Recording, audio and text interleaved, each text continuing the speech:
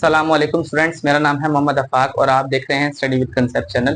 Student, last lecture में हमने examples of algorithm को डिस्कस किया था, जिसमें हमने एग्जांपल नंबर 1, 2, 3 और 4 पढ़ी थी। तो आज हम उसी लेक्चर को कंटिन्यू करने जा रहे हैं। तो चलिए स्टार्ट करते हैं आज का लेक्चर।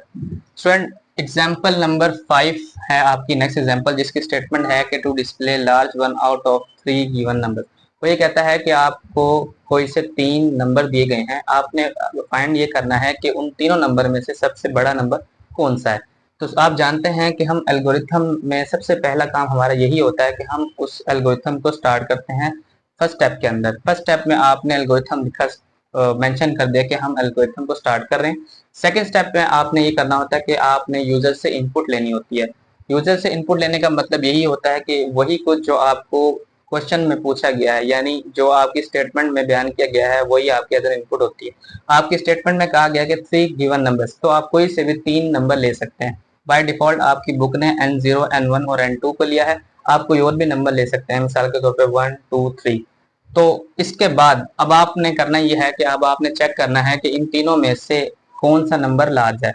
ये चेक करने के लिए सबसे पहले हम फर्स्ट नंबर को देखेंगे और उसे फर्जी तौर पर कह देंगे कि ये लार्ज है।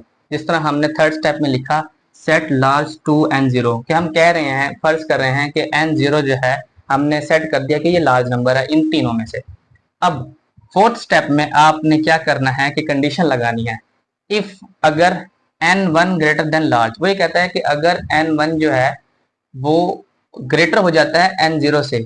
देखें यहाँ पर जो कहा गया है सेट लार्ज टू n0, इसका मतलब ये है कि जो लार्ज है ना आपका, वो n0 है।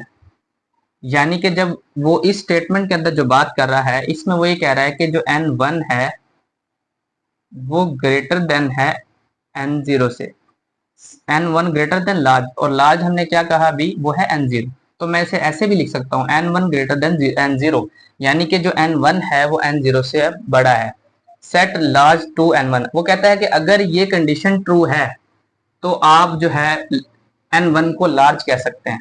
कि मिसाल अब ऐसे वो कह रहा है कि अगर आप ये इस कंडीशन में देखें, मिसाल के तौर पे मैं आपको कोई से 3 वेरिएबल लेकर दिखाता हूँ।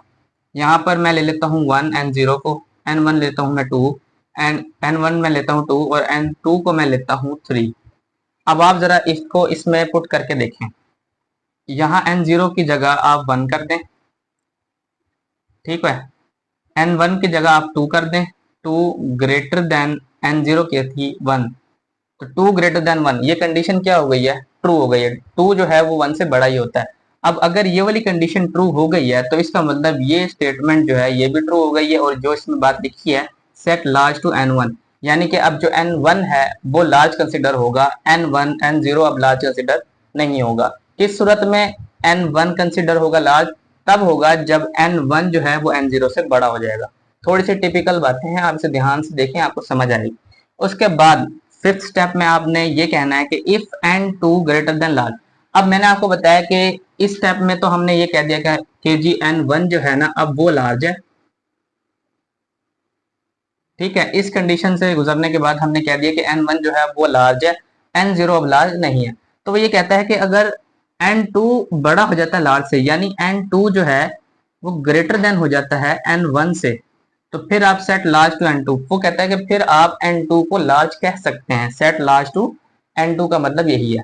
तो यानी अगर ये कंडीशन ट्रू हो जाती है, n2 क्या था हमारे पास, 2 ग्रेटर देन, n2 क्या था हमारे पास 3, 3 ग्रेटर देन n1 था हमारे पास 2। अब ये देखिए ये कंडीशन बिल्कुल ट्रू हो रही है इन वेरिएबल्स के लिहाज से। तो इसका मतलब क्या है, ये जो स्टेटमेंट है ये एग्जीक्यूट करेगी एल्गोरिथम के अंदर सेट लार्ज टू n2। अब हम कह सकते हैं कि जो हमारा n2 है वो इन दोनों से लार्ज है। इस तरह आपके पास जो है ये फाइंड हो गया कि इन तीनों में से लार्ज कौन सा है। वो डिपेंड करेगा वेरिएबल्स पर। फिलहाल अगर आप इन वेरिएबल से देखें, इन वैल्यूज से, तो आपको ये फाइंड हो रहा है कि इनमें जो सबसे लार्ज नंबर है वो 3 है।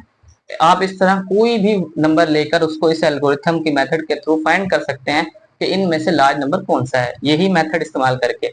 अब जब आपको पता चल गया कि n2 लार्ज है, तब आपका जो ऑब्जेक्टिव था वो कंप्लीट हुआ, जो कि उसने स्टेटमेंट में कहा था कि आपने फाइंड करना है वो नंबर जो उन तीनों में से बड़ा है। तो अब आपने फाइंड कर लिया n2 सबसे बड़ा है, आपका जो एल्गोरिथम है वो कंप्लीट हुआ, आपने आउटपुट में लार्ज प्रिंट करवा दिया और आपका प्रोग्राम जो है वो एंड हो गया। इस एल्गोरिथम की इस एग्जांपल में आपने यही फाइंड करना था। इसके बाद हम मूव करते हैं नेक्स्ट एग्जांपल की तरफ, जिसकी स्टेटमेंट है तो find the interest on an amount. वही कहता है कि आपने interest on an amount find करना है।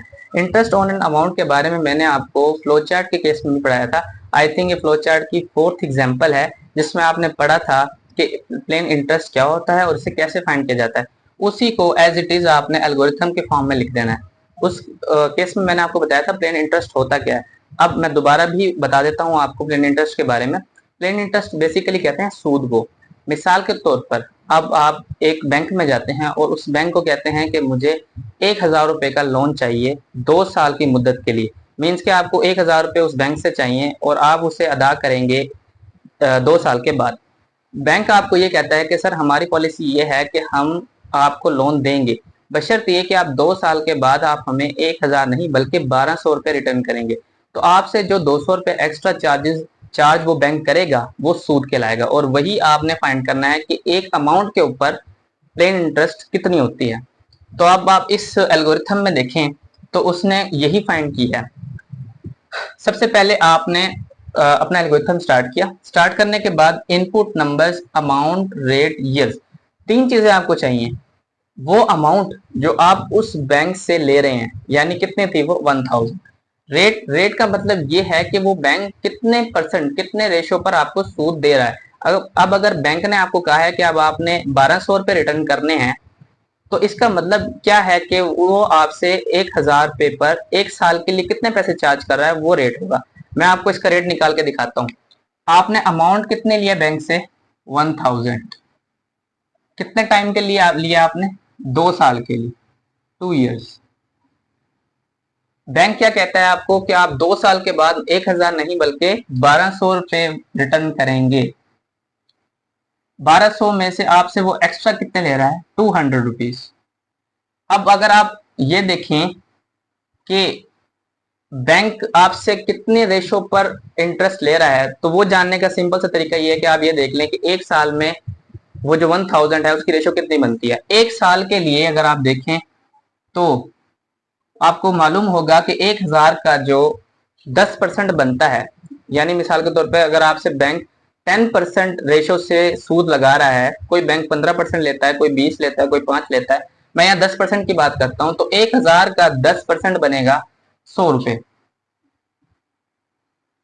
1 साल का 10% कितना, 100 रुपए 1 साल के लिए, 1 ईयर के लिए।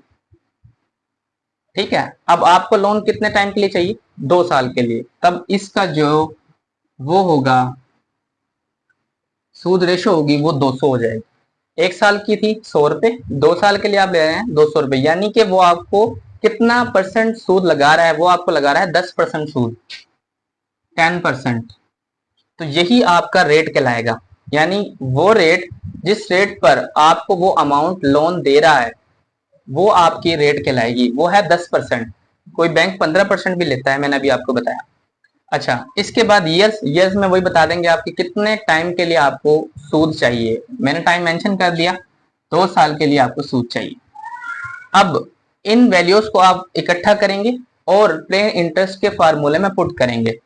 अमाउंट मैंने भी आपको बताई। थर्ड स्टेप में आपने यही करना है कि अब आपने प्लेन इंटरेस्ट फाइंड करना है। इनपुट में आपने अमाउंट, रेट और ईयर ले लिया।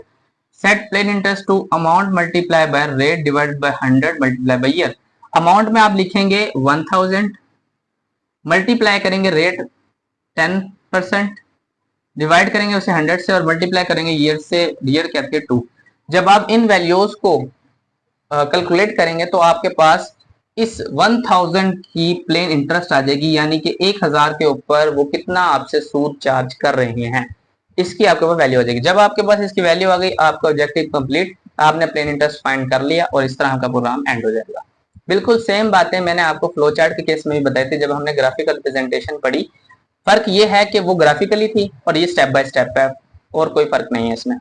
इसके बाद हमारी नेक्स्ट एग्जांपल है एग्जांपल नंबर 8, जिसकी स्टेटमेंट है to convert Celsius to Fahrenheit temperature. यानी कि आपको सेल्सियस टेम्परेचर गिवन है, अब आपने उसे कन्वर्ट करना है फ़ारेनहाइट टेम्परेचर के अंदर। ये एग्जांपल भी आपने फ्लो चार्ट के केस में पढ़ी थी, फर्स्ट एग्जांपल आई थिंक ये फ्लो चार्ट की, जिसमें आपने सेल्सियस से फ़ारेनहाइट में टेम्परेचर को कन्वर्ट किया था।